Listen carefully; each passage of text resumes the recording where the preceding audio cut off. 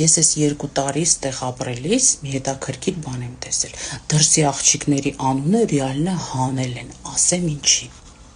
Օրինակ դրսում մեր աղբերները մեզ տանում էին դաժե ինստիտուտ, հետ էին բերում, գործի տեղ հետ էին բերում, то есть մինչև 30 երևի 7 տարեկան ես իմ աղբերներից իմ հայրից ձեռքի տակ եմ եղել։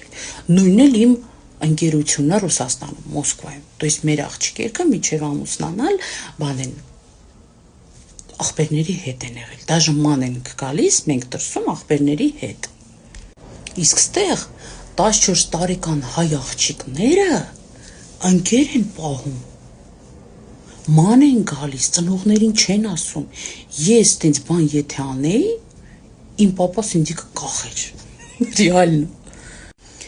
Лично мое мнение, իմ կարծիքը անձամբ, մեր ադատները դրսում են պահում, 100%, ստեղ այդ ադատները էլ չկա, դաժե կարմիր խնձորը ստեղ չկա, իսկ մենք դրսում այդ ամեն ինչը պահում ենք, թո լինի Գերմանիա, թո լինի Ավստրալիայի հայերը, թո լինի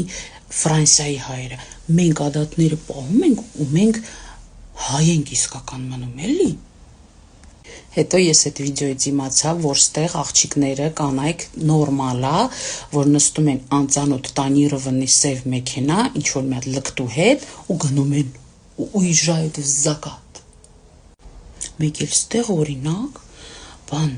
հայ տղամարդը մասամբ завидуют женщинам։ Ես այդ չեմ հասկանում, դու տղամարդ ես, դու ամեն ինչ ունես։